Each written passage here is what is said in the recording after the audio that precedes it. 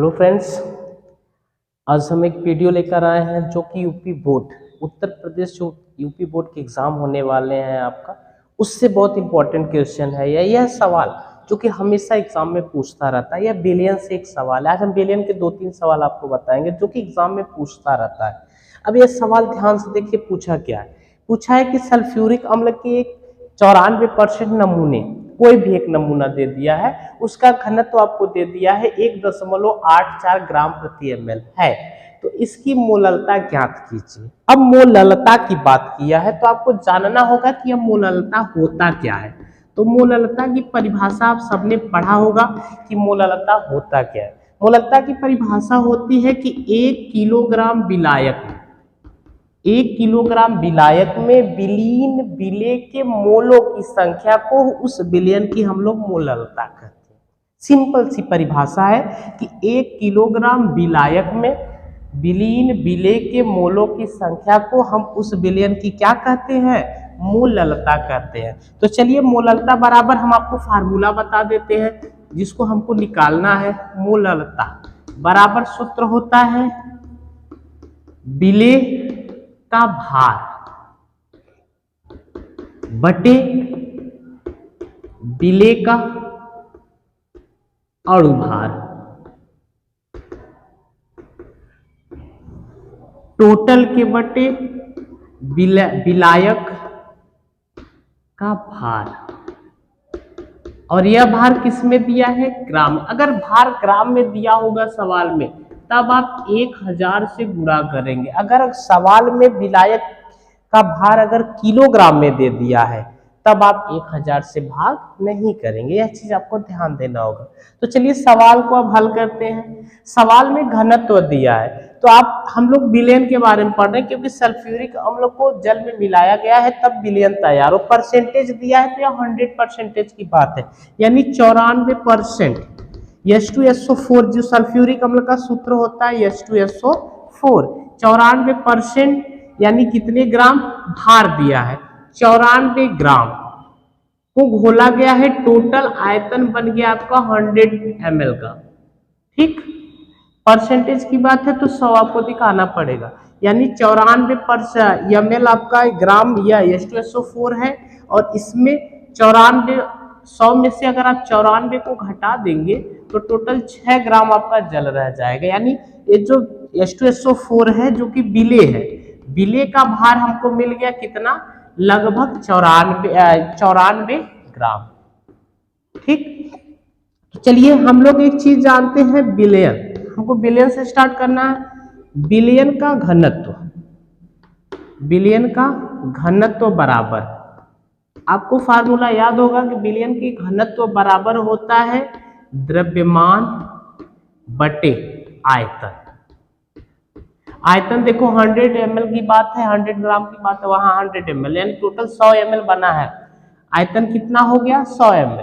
अब आपको घनत्व तो पता है सवाल में, लेकिन हमें द्रव्यमान नहीं पता कि विलयन तैयार कितना हुआ। तो हम लिख देंगे कि विलयन का द्रव्यमान बराबर जब करेंगे तब आपको हो जाएगा घनत्व गुणे आयतन। अब घनत्व आपके सवाल में दिया है कितना है, 1.84 गुणे आयतन कितना दिया है, 100।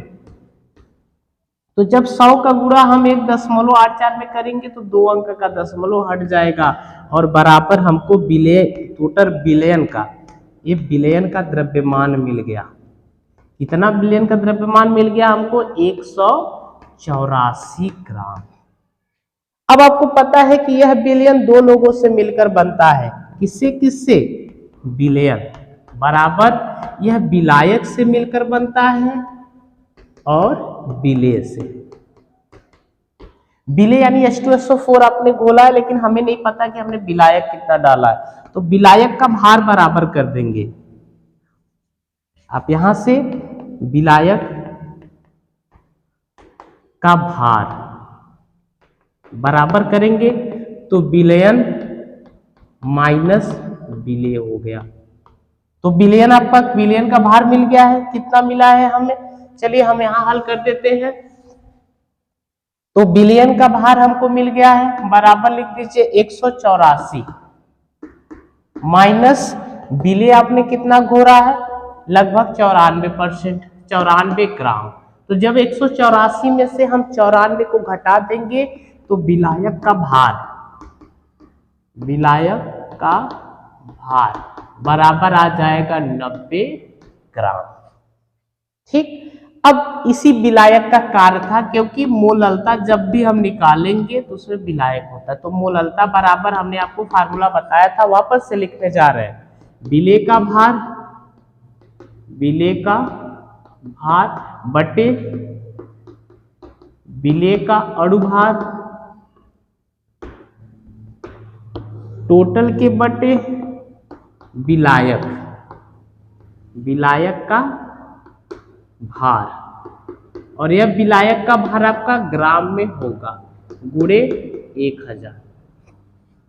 अब इस फार्मूले में हमको इसी जो भी मान मिला है रख देंगे। हमें अणुभार निकालना है, तो आप H2SO4 का अणुभार आप यहाँ निकाल लो। तो H2SO4 हाइड्रोजन का एक होता है, कितने हाइड्रोजन है 2 प्लस एक सल्फर का परमाणु क्रमांक 16 होता है, इसका अणुभार हो जाएगा 32। एक ऑक्सीजन का अणुभार 16 होता है, तो 16 चौको 64 हो जाएगा, और जब हम 32 64 और इसको जोड़ेंगे तो टोटल आ जाएगी वैल्यू हमारी 98। चलिए अब हल करते हैं। तो विलेय का भार 94, देखो यहाँ पे दिया है विलेय का भार, विलेय H2SO4 है 94, तो हम लिख देंगे 94 बटे 98 और टोटल के बटे विलायक का भार देखो आपने यहाँ निकाला है, विलायक का भार 90। सबसे पहले हम इसे हल कर देते हैं, आप इसे हल कर दीजिएगा। इसको हल करने के बाद जो वैल्यू आती है उस वैल्यू को आप यहाँ रखिएगा, ठीक, और उससे आप 90 का भाग करिएगा, बहुत ही सिंपल है। चलिए हमने गुणक भाग किया यहाँ पे, तो भाग करने के बाद हमारी वैल्यू इतना आ गई। अब इस वैल्यू का हम 90 में क्या करते हैं, भाग देते हैं, तो 0.959 आ गया, 959 बटे आपका ये 90। अब ऊपर देखिए 3 अंक पे दशमलव है, तो दशमलव हटाने के लिए हम ऊपर नीचे 1000 से गुणा कर देंगे। सॉरी, अभी 1000 है हमारा, हम गुणा नहीं, ये हमारे सवाल में 1000 है यहाँ पे, यह 1000 ऊपर जाएगा, तीनों अंक के दशमलव को हटा देगा, और हमारा फाइनल उत्तर हो जाएगा 995 बटे 90। अब इसी को हम हल करेंगे, जो भी आएगा वो हमारा फाइनल उत्तर हो जाएगा।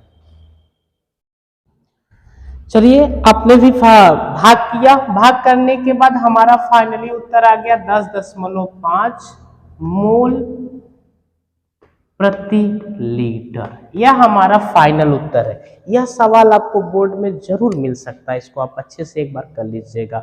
इसमें अब दूसरा सवाल और भी बता देंगे।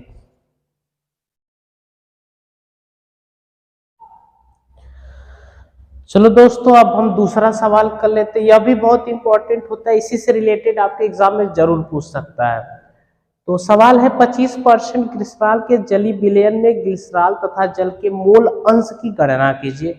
आपको पता होना चाहिए कि मोल अंश को ही मोल प्रभाज कहते हैं, तो हमें यानी मोल प्रभाज निकालना है। किसका किसका निकालना है, ग्लिसरॉल का और जल का। ग्लिसरॉल का देखो सूत्र होता है C3, आप संरचना बना लीजिए इसका, CH2OH CHOH CH2OH, यह इसकी संरचना होती है।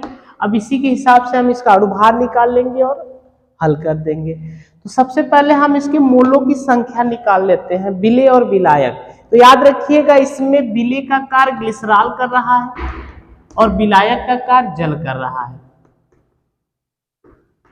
तो विलायक और विलेय के मोल प्रभाज निकालना है। मोल प्रभाज की परिभाषा आप जानते होंगे कि विलयन में किसी एक घटक के मोलों की संख्या तथा उसी विलयन में उपस्थित सभी घटकों के मोलों की संख्या के अनुपात को ही हम मोल प्रभाज करते हैं। तो सबसे पहले हम लोग विलेय के मोलों की संख्या निकाल लें।